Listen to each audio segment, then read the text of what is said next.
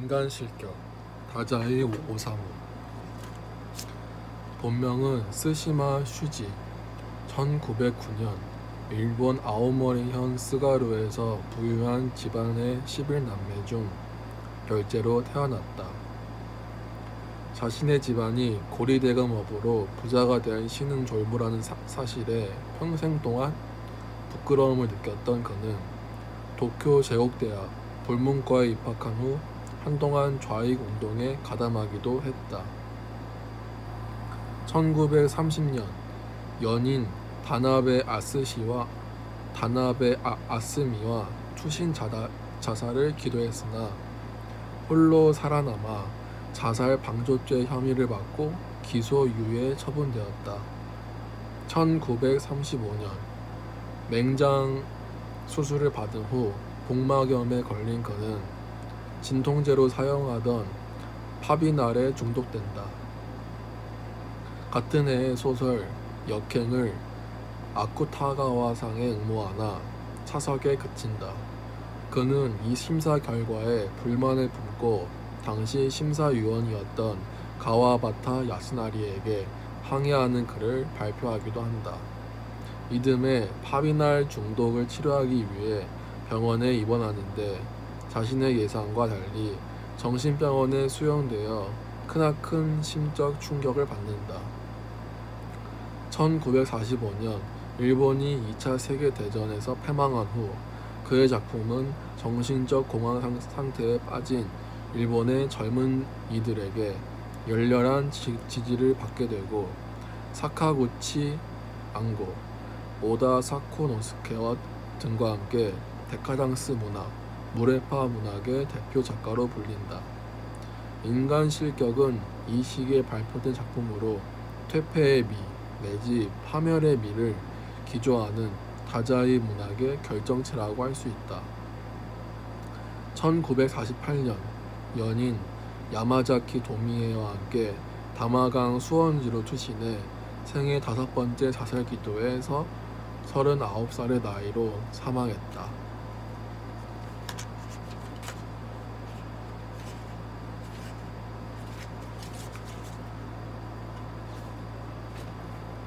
서문. 나는 그 사나이의 사진을 석 장 본 적이 있다. 한 장은 그 사나이의 유년 시절이라고나 해야 할까 10살 전으로 추정되는 때의 사진인데 굵은 줄무늬 바지를 입은 아이가 여러 여자들에게 둘러싸여 그 아이의 누나들, 누이 동생들, 그리고 사촌 동생들로 생각된다. 정원 연못에 서서 고개를 왼쪽으로 30도쯤 갸우뚱 기울이고 보기 흉하게 웃고 있다. 보기 흉하게? 그렇지만 둔감한 미추 따위에는 관심이 없는 사람이라면 그냥 지나가는 말로 귀여운 도련님이군요 라고 적당히 사탕말림을 해도 그것이 괜한 공치사로는 들리지 않을 만큼은 말하자면 통속적인 귀염성 같은 것이 그 아이의 웃는 얼굴에 없다는 것은 아니다. 그러나 조금이라도 미추에 대한 감시관이 있는 사람이라면 언뜻 보기만 해도 금방 몹시 기분 나쁜다는 듯이 정말 섬뜩한 아이군 하고 송충이라도 털어내듯이 그 사진을 내던져 버릴지도 모른다. 정말이지 그 아이의 웃는 얼굴은 자세히 보면 볼수록 뭐라 표현할 수 없는 섬뜩하고 으스스한 것이 느껴지는 것이다. 애당초 그건 웃는 얼굴이 아니다. 이 아이는 전혀 웃고 있지 않다. 그 증거로 아이는 양손을 꽉 쥐고 서 있다. 사람이란 주먹을 꽉 쥔 채 웃을 수는 없는 법이다. 그것은 원숭이다. 웃고 있는 원숭이다. 그저 보기 싫은 주름을 잔뜩 잡고 있을 뿐이다. 주름토성이 도련님이라고 부르고 싶어질 만큼 정말이지 괴상한, 왠지 추하고 묘하게 욕지기를 느끼게 하는 표정의 사진이었다. 나는 지금까지 이렇게 괴상한 표정의 소년을 본 적이 한 번도 없다. 두 번째 사진 속의 얼굴, 이건 또 깜짝 놀랄 만큼 변해 있다. 교복 차림이다. 고교 시절 사진인지 대학 시절 사진인지는 분명치 않지만 어쨌든 대단한 미남이다. 그러나 이것 또한 이상하게도 사람이라는 느낌이 전혀 들지 않는다. 교복 왼쪽 가슴에 있는 주머니에는 하얀 손수건을 꽂고 등 의자에 걸터 앉아 다리를 꼬고 그리고 이번에도 역시 웃고 있다. 이번 미소는 주름투성이의 원숭이의 웃음이 아니라 꽤 능란한 미소가 되어 있지만 그러나 인간의 웃음이라고 하기에는 어딘지 걸린다. 피의 무게랄까 생명의 깊은 맛이랄까 그런 충실감이 전혀 없는 새처럼 가벼운 것이 아니라 그야말로 기차처럼 가벼운 그냥 하얀 종이 한 장처럼 그렇게 웃고 있다. 즉 하나부터 열까지 꾸민 듯한 느낌이 드는 것이다. 겉멋이 잔뜩 들었다고 하기에는 뭔가 부족하다. 경박하다고 하기도 그렇다. 교태를 부리고 있다고 하는 것도 부적절하다. 멋쟁이라고 하는 것도 물론 부적합하다. 게다가 자세히 뜯어보면 여자 같은 미모를 가진 이 학생한테서도 역시 어딘지 악몽 비슷한 섬뜩한 것이 느껴지는 것이었다. 나는 지금까지 이렇게 이상한 미남을 본 적이 한 번도 없다. 또 한 장의 사진이 가장 기괴하다. 이제는 나이를 짐작할 수 없을 정도다. 머리는 희끗희끗하다.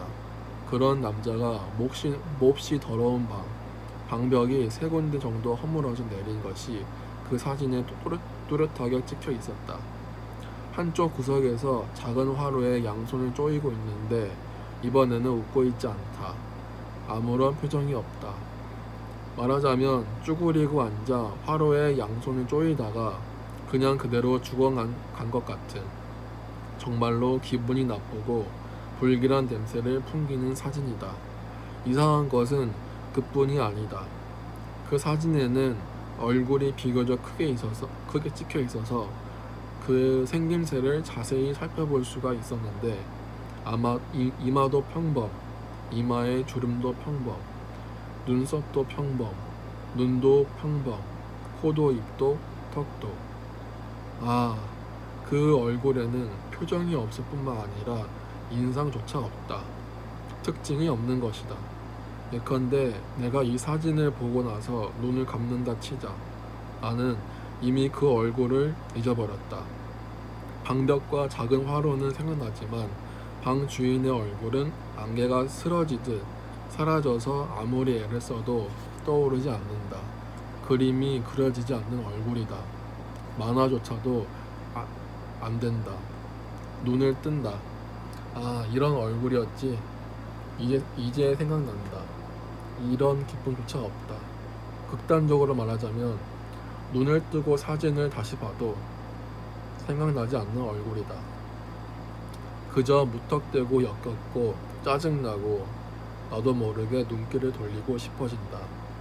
소위 죽을 상이라는 것에도 뭔가 좀 더 표정이라든가 인상이라든가 그런 것이 있을 텐데 사람 몸뚱이에다가 짐 끄는 말의 목이라도 갖다 붙이면 이런 인상이 되려나? 어쨌든 딱히 무엇 때문이랄 수도 없이 보는 사람을 섬뜩하고 역겹게 한다. 나는 지금까지 이렇게 기묘한 얼굴의 남자를 역시 본 적이 한 번도 없다. 첫 번째 수기. 부끄러운 많은 생애를 보냈습니다. 저는 인간의 삶이라는 것을 도무지 이해할 수 없습니다. 저는 동북지방의 시골에서 태어났기 때문에 꽤 자란 다음에야 기차를 처음 보았습니다. 정거장에 있는 육교를 올라 갔다 내려가면서도 올라갔다 내려갔다 하면서도 그것이 선로를 건너기 위해서 만들어졌다는 사실은 전혀 생각 못하고 다만 그것이 정거장 구내를 외국의 놀이터처럼 복잡하고 즐겁고 세련되게 만들기 위해서 설치된 것이라고만 믿었습니다. 그것도 꽤 오랫동안 그렇게 믿고 있었던 것입니다. 계단을 올라갔다 내려갔다 하는 일이 저에게는 퍽이나 세련된 놀이로 생각되었고, 철도청이 제공하는 서비스 중에서도 가장 괜찮은 서비스 중 하나라고 생각하고 있었습니다. 나중에 그것이 단순히 손님들이 선로를 건너다닐 수 있도록 만들어진 극히 실용적인 계단을 지나지 않는다는 사실을 알고 나서는 단박에 흥이 깨졌습니다. 또 어릴 적에 그림책에서 지하철이라는 것을 보았을 때도 그것 또한 실용적인 필요 때문에 고안된 것이 아니라 지상에서 차를 타기보다는 지하에서 차를 타는 편이 별나고 재미있는 놀이니까라고만 생각했습니다. 저는 어렸을 때부터 몸이 약해서 자주 병치레를 했습니다.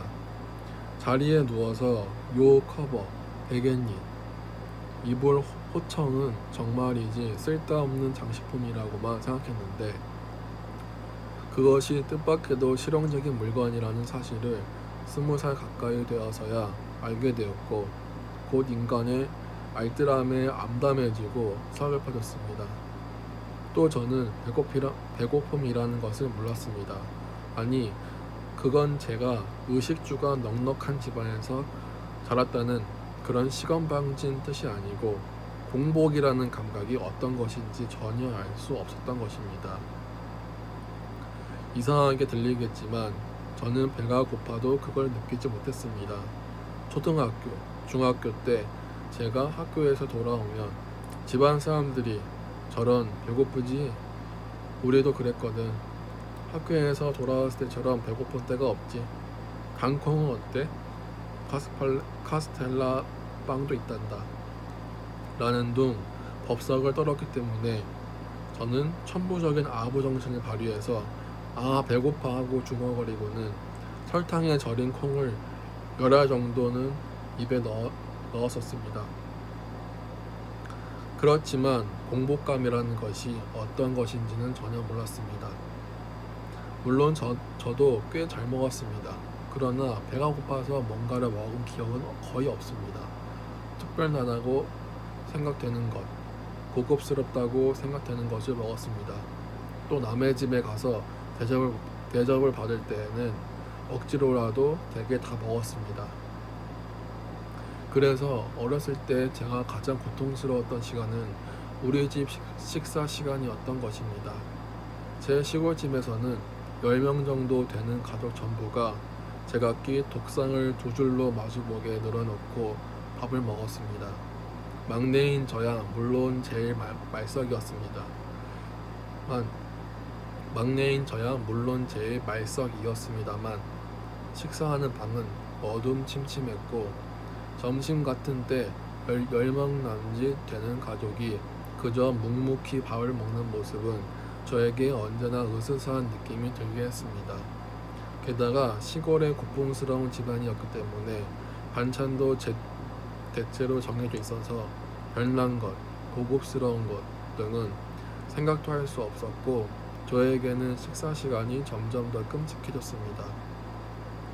저는 그 어두컴컴한 방의 말석에서 추위에 덜덜 떠는 듯한 기분으로 밥알을 입으로 조금씩 가져다가 쑤셔 넣으며 생각하곤 했습니다. 인간이라는 것은 왜 하루 삼시세끼 밥을 먹는 것일까? 정말 모두 엄숙한 얼굴로 먹고 있고, 이것도 일종의 의식 같은 것이어서 가족이 삼시세끼 시간을 정해놓고 어두컴컴한 방에 모여서 밥상을 순서대로 늘어놓고 먹고 싶지 않아도 고개를 숙이고 말없이 밥알을 씹는 것은 집안에서 꿈틀거리고 있는 영혼들에게 기도하는 의식인 것은 아닐까. 밥을 안 먹으면 죽는다는 말은 저에게는 그저 듣기 싫은 위협으로밖에는 들리지 않았습니다. 그 미신은 지금까지도 저에게는 뭔가 미신처럼 느껴집니다만, 그러나 언제나 저에게 불안과 공포를 안겨주었습니다. 인간은 먹지 않으면 죽는다.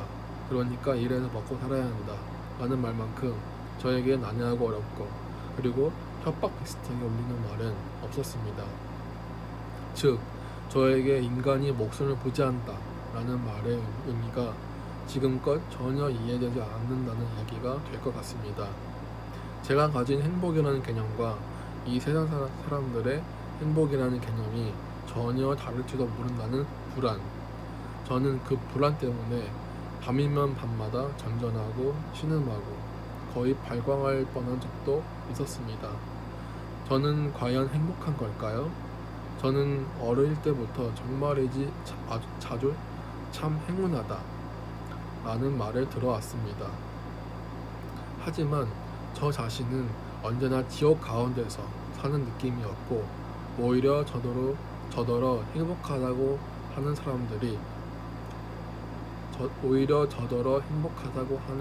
사람들 쪽이 비교도 되지 않을 만큼 훨씬 더 안락해 보였습니다.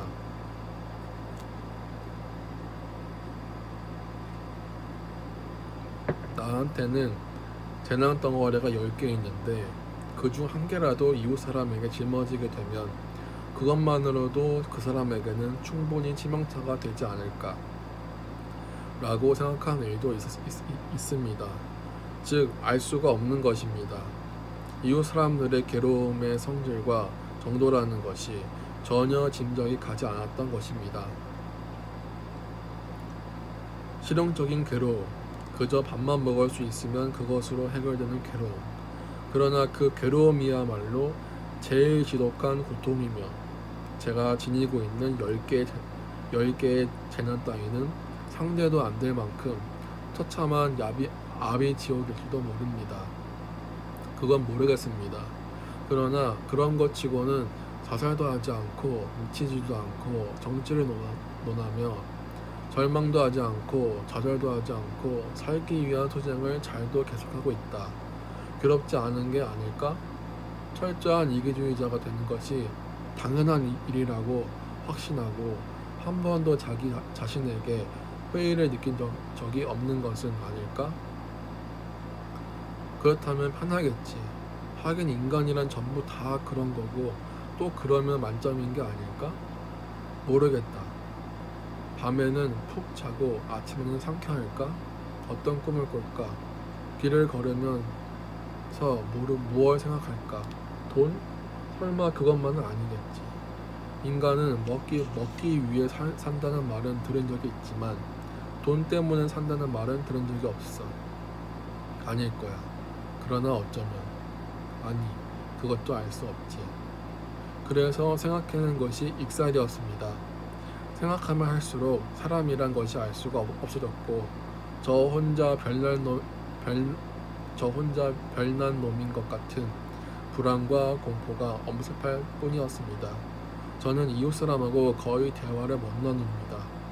무엇을 어떻게 말하면 좋을지 몰랐던 것입니다. 그것은 인간에 대한 저의 최후의 구애였습니다. 저는 인간을 극도로 두려워하면서도 아무래도 인간을 단념할 수가 없었던 것 같습니다. 그렇게 해서 저는 익살이라는 가는 실로 간신히 인간과 연결될 수 있었던 것입니다. 겉으로는 늘 웃는 얼굴을 하고 있었지만 속으로는 필사적인, 그야말로 1000번에 한 번밖에 안 되는 기회를 잡아야 하는 위기일발의 진땀 나는 서비스였습니다. 저는 어렸을 때부터 제 가족에 대해조차도 그들이 얼마나 힘들어하고 또 무엇을 생각하며 살고 있는지 전혀 짐작할 수가 없었고 그저 두렵고 거북해서 그 어색함을 못 이긴 나머지 일찍부터 숙달된 익살꾼이 되어 있었습니다. 즉 저는 어느 틈에 단 한마디도 진실을 이야기하지 않는 아이가 되어버렸던 것입니다. 그 당시 가족과 함께 찍은 사진 따위를 보면 다른 사람들은 모두 진지한 얼굴을 하고 있는데 저 혼자 언제나 기묘하게 얼굴을 일그러뜨리고 웃고 있습니다. 그것 또한 제 어린 소년의 서글픈 익살의 일종이었던 것입니다. 또 저는 가족한테 꾸중을 듣고 말대꾸한 적이 한 번도 없습니다. 그 사소한 꾸중은 저에게는 청천벽력과도 같아 저를 미칠 지경에 이르게 했기 때문에 말대꾸는커녕 그 꾸중이야말로 말하자면 만세의 의뢰, 즉 고대로부터 단일 계통을 이어온 일본인의 진리임에 틀림없다. 나한테는 그 진리를 행할 능력이 없으니까 더 이상 인간과 더불어 살 수 없는 게 아닐까? 라고 확신해버리는 것이었습니다. 그래서 저는 말싸움도 자기 변명도 하지 못했습니다. 남이 저에게 욕을 하면 그래 정말이야 내가 엄청 잘못 생각하고 있었어 그렇게 생각되어서 언제나 그 공격을 잠자코 받아들이고 속으로는 미칠 듯한 공포를 느꼈던 것입니다. 그야 누구든 남이 비난을 퍼붓거나 화를 낼 때 기분이 좋을 사람은 없겠습니다만 저는 화를 내는 인간의 얼굴에서 사자보다도 악어보다도 용보다도 더 끔찍한 동물의 본성을 보게 되는 것이었습니다. 평상시에는 본성을 숨기고 있다가 어떤 순간에 예컨대 소가 풀밭에서 느긋하게 잠자코 있다가 갑자기 꼬리로 배에 앉는 쇠등에를 탁 쳐서 죽이듯이 갑자기 무시무시한 정체를 노여움이라는 형태로 드러내는 모습을 보면 저는 언제나 머리털이 곤두서는 듯한 공포를 느꼈습니다. 이 본성 또한 인간이 되는데 필요한 자격 중 하나일지도 모른다고 생각하면 저 자신에 대한 절망감에 휩싸이곤 했습니다.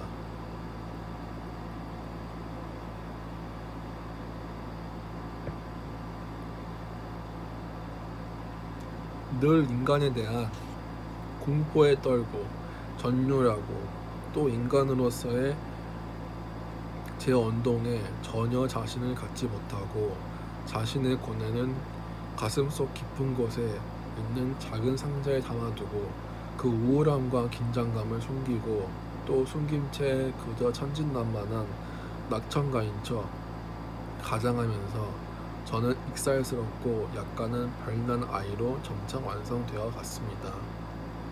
뭐든 상관없으니까 웃게만 만들면 된다. 그러면 인간들은 그들이 말하는 소위 삶이라는 것 밖에 내가 있어도 그다지 신경 쓰지 않을지도 몰라. 어쨌든 인간들의 눈에는 거슬려서는 안 돼. 나는 무야, 바람이야, 텅 비었어. 그러한 생각만이 강해져서 저는 익살로 가족을 웃겼고 또 가족보다 더 불가사의하고 무시무시한 머슴이랑 하녀들한테까지도 필사적으로 익살 서비스를 했던 것입니다. 저는 한여름에 호트겹 여름 옷 안에 빨간 스웨터를 껴입고 복도를 걸어 다녀서 친구들을 웃겼습니다. 좀처럼 웃지 않는 그냥까지도 그런 저를 보고는 웃음을 터뜨리며 요조 그건 안 어울려 라고 귀여워 죽겠다는 듯이 말했습니다. 저도 한여름에 스웨터를 입고 다닐 만큼 그렇게 더위 추위를 못 가리는 기인은 아닙니다.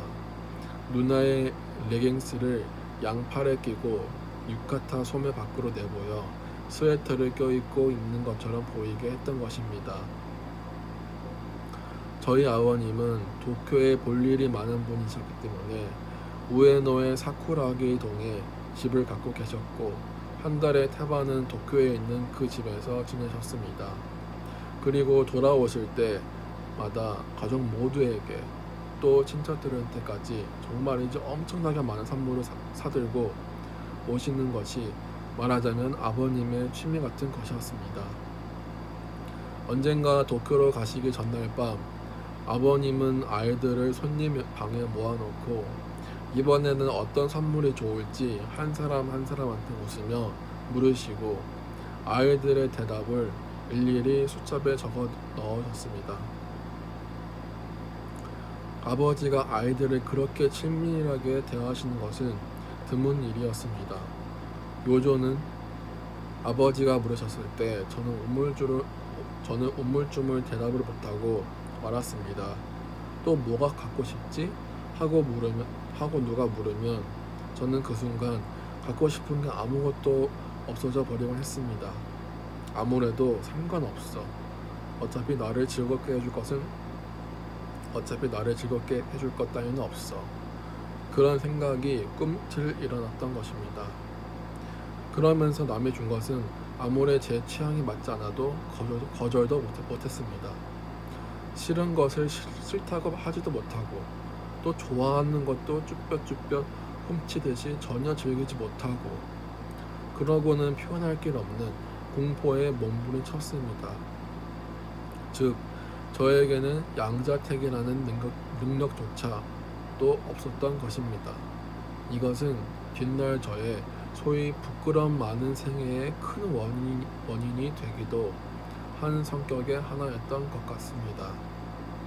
제가 입을 다문 채 우물쭈물하고 있으니까 아버님은 조금 불쾌한 얼굴이 되셨습니다. 역시 책인가?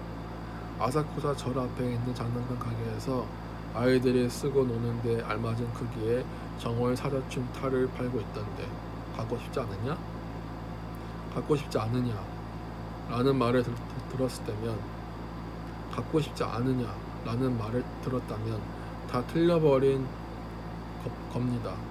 익살스러운 대답이건 뭐건 못하게 된 것이지요. 익살꾼 노릇은 완전히 낙제입니다. 책이 좋겠죠? 큰형이 진지한 얼굴로 말했습니다. 그래? 아버지는 흥이 깨진 얼굴로 적지도 않으시고 수첩을 탁 덮으셨습니다. 이 무슨 실수람. 나는 아버지를 화나게 했다. 아버지의 복수는 틀림없이 끔찍할 거야. 늦기 전에 어떻게든 수습을 해야 할 텐데 그날 밤 이불 속에서 보들보들 떨면서 생각하던 저는 살그머니 일어나 손님방에 가서 아버지가 아까 수첩에 집어넣으셨던 서랍을 열고 수첩을 꺼내 드르륵 페이지를 넘겨서는 선물 목록이 기입된 것을 찾아내 수첩에 달린 연필에 침을 묻혀서 사자춤이라고 써두고 잤습니다. 저는 그 사자탈이 전혀 갖고 싶지 않았습니다. 숙제 책이 나왔습니다. 그렇지만 저는 아버지가 그 사자탈을 저한테 사주고 싶어 하신다는 사실을 깨닫고 아버지의 뜻을 따름으로써 아버지 기분을 좋게 해드리고 싶은 일념에 한밤중에 감히 손님방에 몰래 숨어드는 모험을 감행했던 것입니다. 그리고 과연 저의 비상수단은 예상했던 대로 대성공을 거두었습니다. 이윽고 아버지가 도쿄에서 돌아오셨을 때 어머니한테 큰 소리로 말씀하시는 것을 저는 방에서 들었습니다. 그 아사쿠사 절 앞에 있는 장난감 가게에서 이 수첩을 열어보았더니 이것 좀 봐요. 여기 사자춤이라고 쓰여있지 않겠어? 이건 내 글씨가 아닌데 응? 하고 의아해하다 생각이 미쳤지. 이것은 요조의 장난이요. 그 녀석은 내가 물었을 때는 희죽희죽 웃고만 있더니 나중에는 아무래도 사자탈을 갖고 싶어서 견딜 수가 없었던 게요. 뭐니 해도 녀석은 조금 발라니까 말이요. 모른 척 해놓고는 여기에 이렇게 또박또박 써놨더라고. 그렇게 갖고 싶으면 그렇다고 하면 될 텐데 나는 장난감 가게 앞에서 웃음을 터뜨렸지. 요조를 빨리 이리 오라고 해요. 또 저는 머슴이나 하녀들을 서양식 방에 모아놓고 머슴 한 사람에게 되는 대로 피아노 건반을 조드리게 하고는 시골이긴 했습니다만 우리 집에는 대체로 모든 것이 갖춰져 있었습니다. 그 엉터리 곡에 맞추어서 인디언 춤을 춰 보여서 모든 사람들을 웃겼습니다.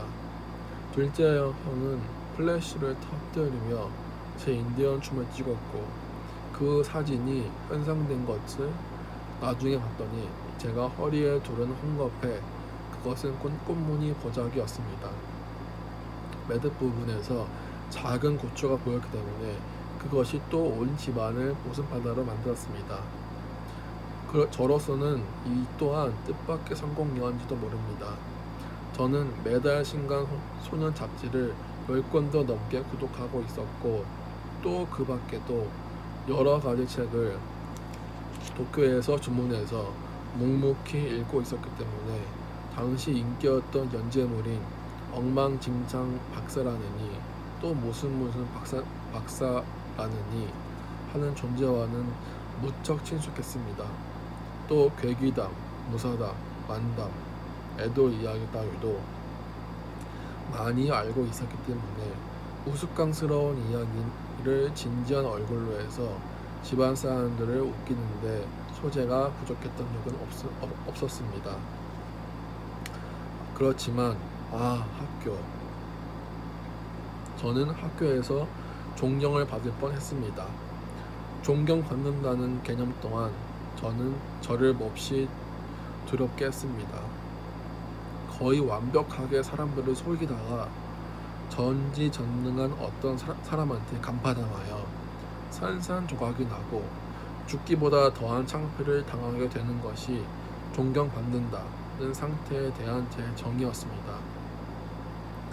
인간을 속여서 존경받는다 해도 누군가 한 사람을 알고 있다. 그리고 인간들도 그 사람한테서 듣고 차차 속은 것을 알아차리게 되었을 때, 그때 인간들의 노여움이며 복수는 정말이지 도대체 어떤 것일까요? 상상만 해도 온몸의 털이 곤두서는 것이었습니다. 저는 부잣집에 태어났다는 사실보다도 소위 공부를 잘해서 온 학교에 존경을 받을 뻔했습니다. 저는 어릴 적부터 몸이 약해서 자주 한 달, 2달 또는 1년 가까이 병상에 누워 학교를 쉬곤했습니다. 그래도 병이 낳자마자 일렬거를 타고 학교에 가서 학기말 시험을 치면 우리 반 누구보다도 소위 잘하게 되어 있는 것 같았습니다. 건강이 좋을 때에도 저는 도통 공부를 하지 않았고, 학교에 가도 수업 시간에 만화 따위나 그리고 쉬는 시간에는 그것을 반 아이들한테 설명해 주어서 웃겼습니다. 또 장문 시간에는 우스운 이야기만 써서 선생님한테 주의를 들었지만 저는 그 짓을 그만두지 않았습니다. 선생님이 사실은 은근히 저의 그 우스꽝스러운 이야기를 즐기고 계시다는 것을 알고 있었기 때문입니다. 어느 날 저는 여느 때처럼 어머니와 함께 상경하는 도중에 기차 안에서 객차 통로에 있는 가래뱉는 항아리에다 오줌을 누워버린 실패담을 짐짓 슬픈 필치로 써서 제출했습니다. 그러나 그때 제가 가래뱉은 통인 걸 모르고 한 짓은 아니었습니다. 어린아이다운 천진난만함을 과시하기 위해 일부러 그렇게 했던 것입니다. 선생님이 틀림없이 웃으시리라는 자신이 있었기 때문에 교직원실로 돌아가시는 선생님 뒤를 살그머니 쫓아가 보았습니다. 그랬더니 선생님은 교실을 나서자마자 제 장문을 우리 반 아이들의 장문 속에서 곤란해 읽기 시작하더니 쿡쿡 웃으시고 이윽고 교직원실에 들어가서는 다 읽으셨는지 얼굴이 벌겋게 되어 큰 소리로 웃으시며 다른 선생님한테도 금방 그것을 읽게 하셨습니다. 그것을 확인하고 저는 무척 만족했습니다. 장난꾸러기. 저는 소위 장난꾸러기로 보이는데 성공했습니다. 존경받는 걸 피하는데 성공했습니다. 성적표는 전 학과 다 10점 만점이었습니다만 소행이라는 항목만은 7점이거나 6점이거나 해서 그것 또한 온 집안을 웃음바다로 만들었습니다. 그렇지만 제 본성은 장난꾸러기 같은 것하고는 도대체 정반대의 것이었습니다.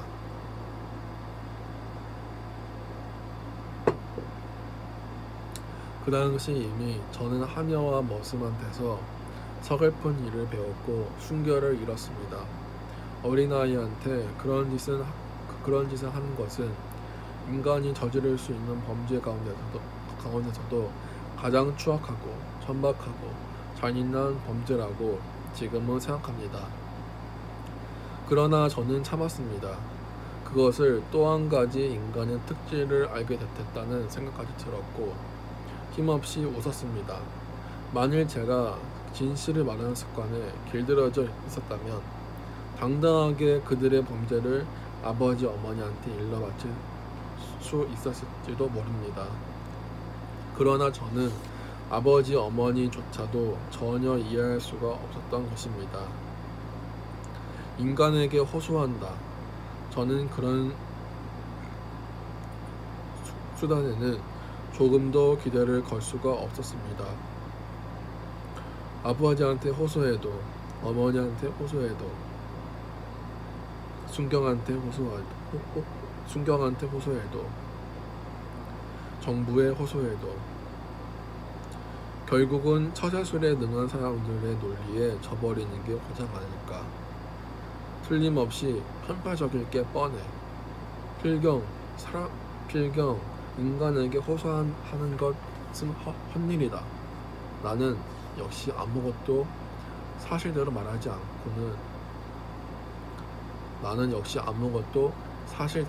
않고 참고 그리고 익살꾼 노릇을 계속 해갈 수밖에 없다는 마음이 되었습니다.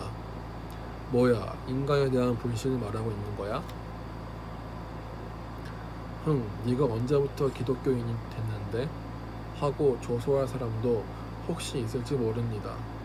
그러나 인간에 대한 불신이 반드시 곧장 종교의 길로 통하는 것은 아니라고 저는 생각합니다. 사실 그 조소하는 사람을 포함해서 인간은 여호와건 뭐건 생각조차 안 하고 태연하게 살아가고 있지 않습니까? 역시 제가 어렸을 적의 일입니다만 아버지가 소속하고 계셨던 어떤 정당의 고명한 분이 우리 마을에 연설하러 왔기에 저는 머슴들과 함께 극장에 갔습니다. 10,000원이었습니다. 특히 이 도시에서 아버지와 친하게 지내시는 분들의 얼굴은 전부 보였고 모두들 열렬하게 박수를 치고 계셨습니다. 연설이 끝난 후 청중이 3, 4, 5 뭉쳐서 한밤의 눈길을 돌아오는데 그날 밤의 연설을 마구 깎아내리는 것이었습니다. 그 중에는 아버지하고 아주 친하신 분의 목소리도 섞여 있었습니다. 아버지의 개회사도 형편없었고 예의 고명한 사람의 연설이라는 것도 뭐가 뭔지 도통 알 수가 없었다고 소위 아버지의 동지들이 화난 듯한 어조로 말하고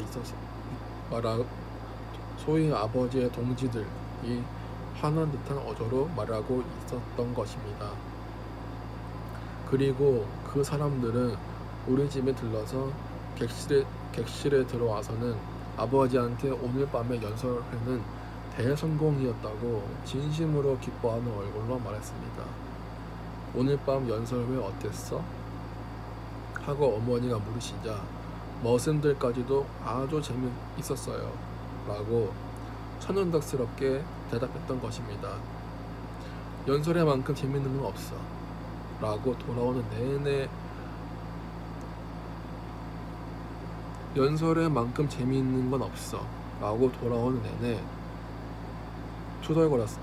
투덜거렸는데 말입니다. 그러나 이런 것은 정말이지 하찮은 예에 지나지 않습니다. 서로 속이면서 게다가 이상하게도 전혀 상처를 입지도 않고 서로가 서로를 속이고 있다는 사실조차 알아차리지 못하고 있는데 정말이지 산뜻하고 깨끗하고 밝고 명랑한 불신이 인간의 삶에는 충만한 것으로 느껴집니다. 그렇지만 저는 서로가 서로를 속이고 있다는 사실 따위에는 그다지 관심이 없습니다. 저도 익살로 아침부터 밤까지 인간들을 속이고 있으니까요. 저는 바른 생활 교과서에 나오는 정인이 뭐니 하는 도덕 따위에는 별로 관심이 없습니다.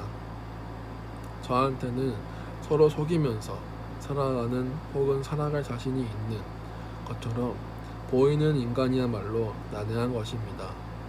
인간은 끝내 저한테 요령을 가르쳐 주지 않았습니다.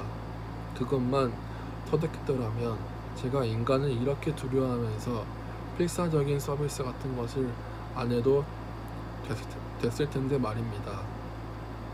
인간은 삶과 대립되어 밤이면 밤마다 지옥 같은 괴로움을 맛보지 않아도 되었을 텐데 말입니다. 즉 제가 머슴과 하녀들의 즉 그 가증스러운 범죄조차 아무한테도 호소하지 않았던 것은 인간에 대한 불신 때문도 아니고 또 물론 기독교적 박애주의 때문도 아니고 인간이 저 요조에게 신령이라는 껍질을 단단히 닫고 있었기 때문이라고 생각합니다. 부모님조차도 제가 이해할 수 없는 면을 가끔 보이셨으니까요. 그리고 아무한테도